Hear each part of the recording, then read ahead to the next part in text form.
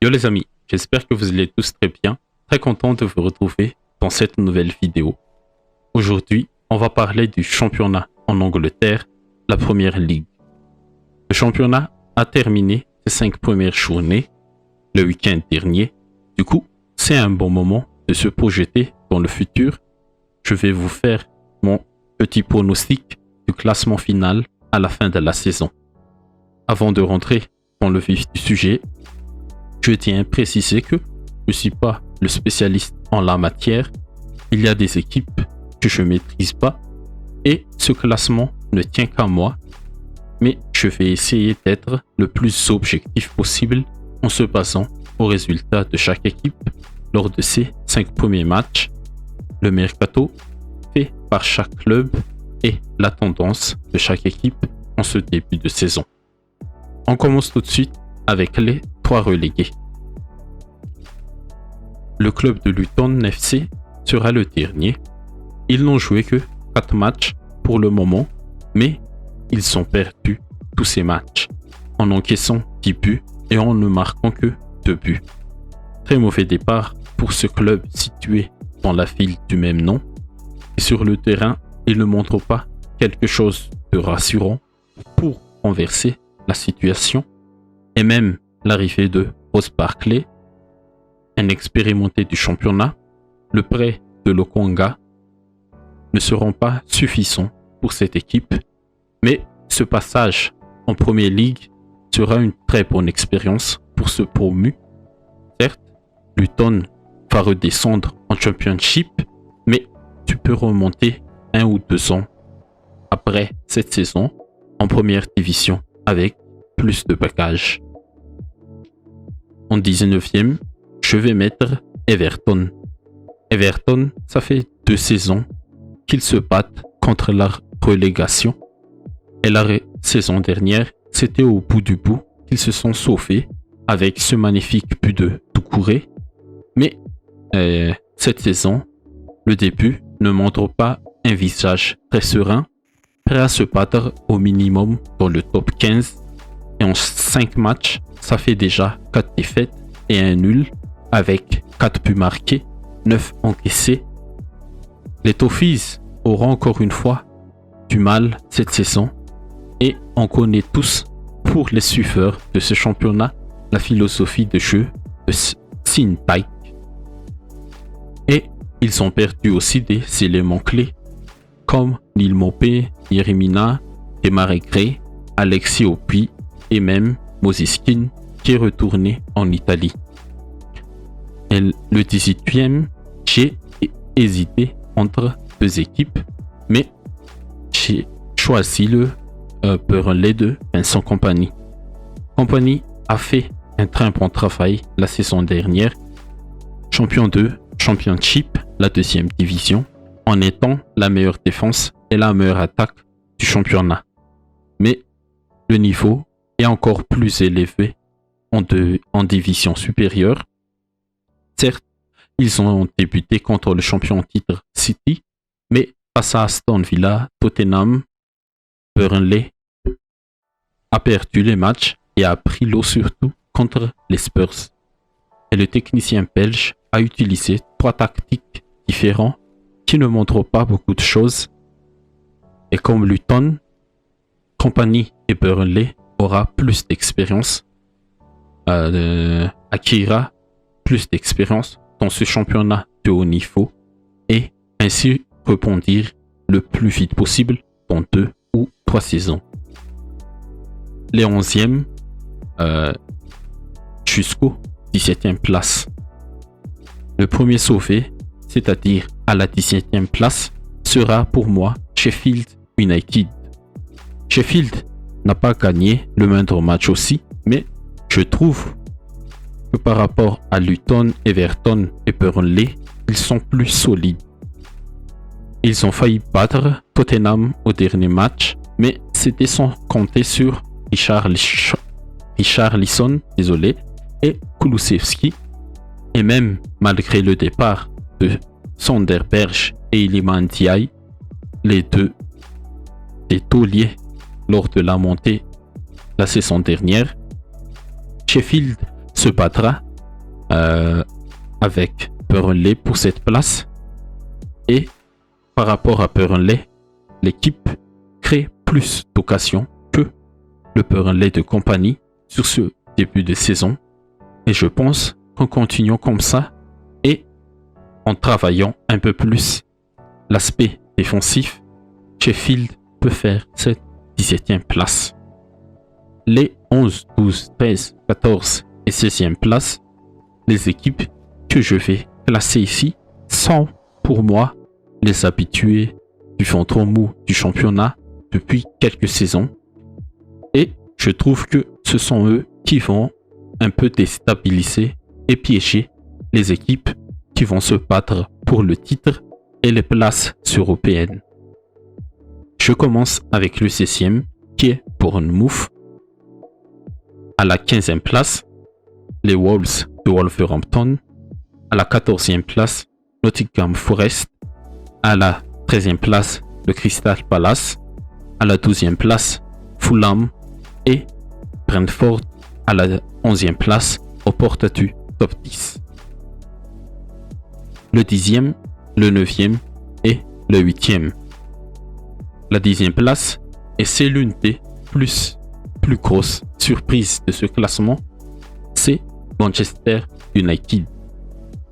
Ce sera le plus mauvais résultat des Red Devils si ça se concrétise à la fin de cette saison depuis quelques années. Et pourquoi j'ai mis les Mancuniens à cette position? Parce que la 4e place et la qualification en Ligue des Champions acquise la saison passée, je pense qu'ils ont surperformé. Et c'est aussi grâce à l'étincelle de Rashford en deuxième partie de saison.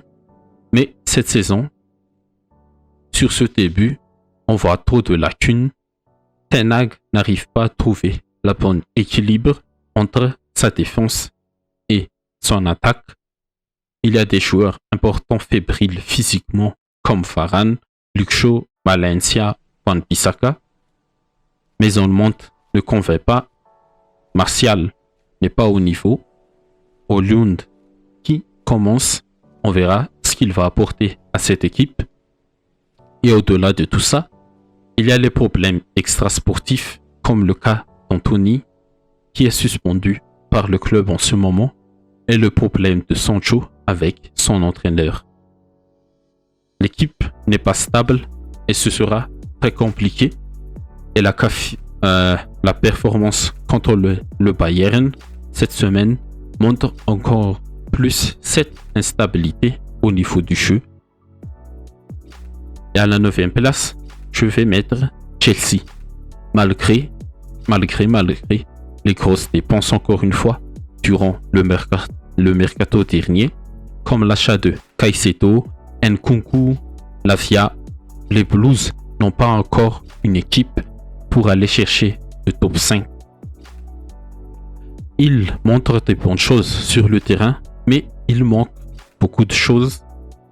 Et cette saison, ce sera la vraie saison de reconstruction avec ces jeunes talents comme Mudryk, Jackson, Enzo Fernandez, le champion du monde, ou même Gallagher par exemple. Pour moi, Chelsea qui finit 9e sera un énorme échec par rapport à l'argent, l'investissement sur le mercato. Mais l'objectif principal pour moi cette saison, c'est de construire cette équipe autour de ces jeunes avec les expériences de Sterling, Chilwell et Thiago Silva. Et il ne faudra pas oublier Nkunku qui est encore blessé et aussi Fofana qui doit prouver qu'il a le niveau pour jouer et qui doit se remettre pleinement physiquement. Pochettino, on doit lui donner sa chance.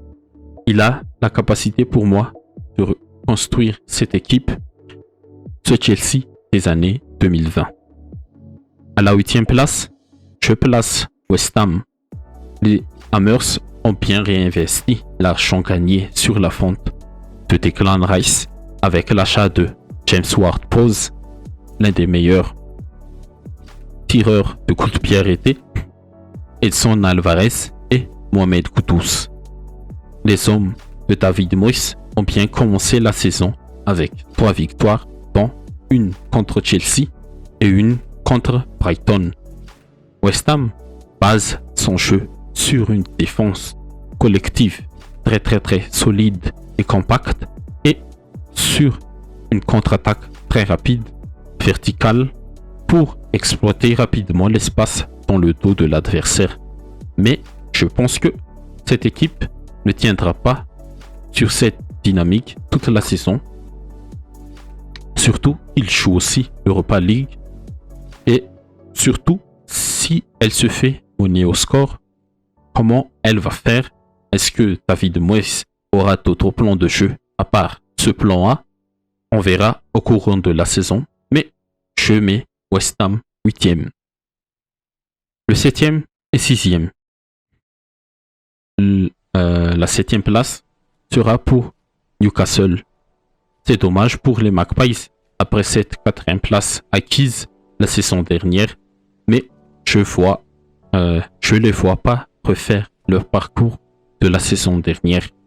L'équipe s'est renforcée quand même avec les arrivées de Tonali en provenance du Milan et aussi d'Harvey Barnes en provenance de Leicester, mais il joue la LDC cette saison et ça peut peser dans le capital physique, surtout dans ce groupe très relevé avec le PSG, Milan et Dortmund. Et le début de saison n'est pas bon, ils sont actuellement 12e avec 6 points.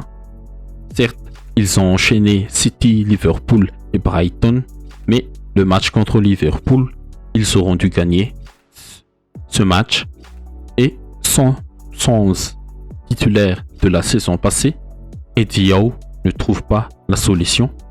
Du coup, l'équipe n'arrive pas à trouver son rythme, mais cette 7e place sera une bonne chose pour eux pour continuer de travailler dur afin de rivaliser avec les grands clubs de ce championnat. Et à la 6e place, je mets l'Aston Villa d'Unai Emery. Aston Villa propose aussi un football attirant, 11 buts marqués, mais il faut corriger la défense car ils encaissent aussi beaucoup de buts. 10 buts encaissés déjà sur ces 5 premiers matchs, mais Aston Villa pour moi sera un concurrent pour cette place en Europa League. Le top 5 maintenant. Et mon top 5 sera composé d'Arsenal, Brighton, Liverpool, Manchester City et Tottenham. C'est pas dans l'ordre parce que à la 5e place, je mets Tottenham. Tottenham commence très bien sa saison avec Postecoglou avec 4 victoires dont le 2-0 contre United à domicile. Et ils sont actuellement 2e du championnat avec la 3e meilleure attaque. Et les Spurs jouent un football offensif. Ils aiment garder le ballon avec une moyenne de 60% de possession par match. Et ils se créent aussi pas mal d'occasions avec 9,2 d'expected goals sur leurs 5 matchs. Et je mets Tottenham à cette position parce qu'il montre plus de choses rassurantes que Chelsea, Manchester United, Newcastle, Aston Villa. Les Spurs ne jouent pas aussi en Europe cette saison et ce sera un bonus pour que Postecoglou construise son équipe avec Maddison, Pedro Porro, Kulusevski, Yves Bissouma, Pape Matar Sarr et ces jeunes pour accompagner Son et Richarlison le Brésilien qui doit maintenant confirmer et ce 5e place pourrait être qualificatif en LDC la saison prochaine. Le 4e, c'est Liverpool. Les Reds auront bien sûr un esprit revanchard par rapport à la saison dernière. Ils ont la force pour aller chercher ce top 4.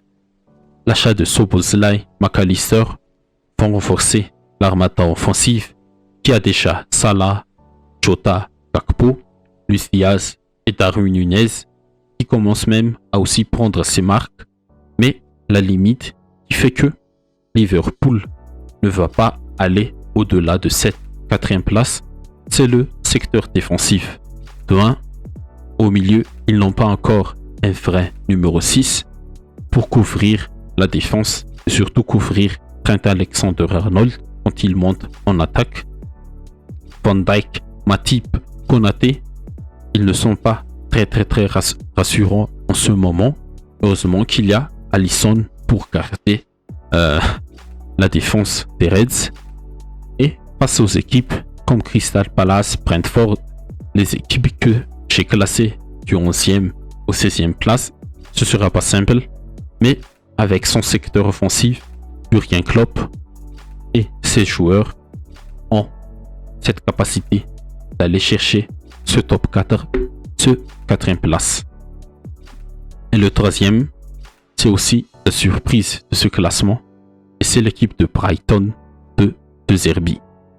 Les Seagulls, ils sont dans la continuité de ce qu'ils ont montré la saison dernière. Certes, ils ont perdu des joueurs clés comme Caicedo, McAllister, mais la base est toujours là. Ils ont bien réinvesti. L'équipe est là, la continuité est là, de Zerbi est là. Mitoma continue de performer. Evan Ferguson est le joueur à suivre, selon moi, cette saison dans cette équipe. Milner, Lallana, Welbeck vont accompagner cette jeune équipe avec leur expérience. Et ils montrent des belles choses. Le seul faux pas pour l'instant, ce fut face à le West Ham de David Moyes. Mais ils ont donné une leçon de football à United à Old Trafford. Et c'est la 2e meilleure attaque du championnat pour le moment. Je pense que ils vont continuer sur ce lancer. Et avec le retour des joueurs importants comme Enciso, ils vont continuer et aller chercher cette place sur le podium. Le 2e maintenant, et ce sera encore une fois Arsenal. Arsenal a recruté Declan Rice, Timber, Havertz, Raya dans les buts pour renforcer l'équipe. Les Gunners jouent bien. Ils sont aussi sur la continuité de la saison dernière. Ils ont aussi petit à petit une profondeur de banc qui va permettre à Arteta de bien faire une rotation. Mais je pense que leur participation à la LDC va peser. L'équipe est jeune. La majorité des joueurs vont participer à leur première campagne de Ligue des Champions. Et c'est pour moi la principale raison qui ne va pas permettre aux Gunners de remporter ce titre au profit de mon champion, qui est évidemment Manchester City. C'est mon favori numéro 1. Je ne suis pas supporter de City, mais cette équipe de Guardiola va encore faire une grosse saison en Première Ligue. Les concurrents directs montent en puissance, mais ce sont les Citizens qui auront le contrôle de ce championnat. Ils ont perdu lors du mercato Gundogan, un élément clé, Mahrez aussi, mais le recrutement est très cohérent avec l'arrivée de Jeremy Doku pour renforcer le secteur offensif, Vardiol pour renforcer la défense et Kovacic pour pallier le départ de Gundogan et même le recrutement de Matheus Nunes. Je trouve que c'est très cohérent. Et à Londres, il est toujours là, le cyborg norvégien. Mais attention à Julian Alvarez qui monte en puissance en ce moment. Et City est la seule équipe qui a fait le carton plein, 5 matchs, 5 victoires, avec la meilleure attaque et la meilleure défense du championnat. Pour résumer, pourquoi j'ai mis City champion, c'est que City a plus d'armes par rapport à tous ses adversaires. Guardiola a plus d'options par rapport à ces équipes que j'ai classées dans le top 5. Du coup, pour résumer mon classement, City sera champion, Arsenal deuxième. Pour ajouter un peu sur le cas des Gunners, je pense qu'ils font faire leur saison soit en championnat, soit en Ligue des Champions. Brighton sur le podium et en Ligue des Champions. Liverpool 4e en Ligue des Champions. Tottenham sera 5e et ils seront peut-être aussi en Ligue des Champions. Aston Villa, Newcastle, West Ham, Chelsea, United seront respectivement 6e, 7e, 8e, 9e et 10e. Le ventre mou sera composé de Brentford, Fulham, Crystal Palace, Nottingham, Wolverhampton, Bournemouth et Sheffield. Et les relégués à la fin de cette saison seront Burnley, Everton et Luton. Ok les amis, c'est tout pour cette vidéo. J'espère que ça vous a plu. Si c'est le cas, n'hésitez pas à liker, à commenter, partager et surtout à vous abonner à la page Facebook et à la chaîne YouTube si vous ne l'êtes pas encore. Vous pouvez aussi donner votre classement dans les commentaires, n'hésitez pas. Et merci à vous tous pour le soutien. À la prochaine. Ciao.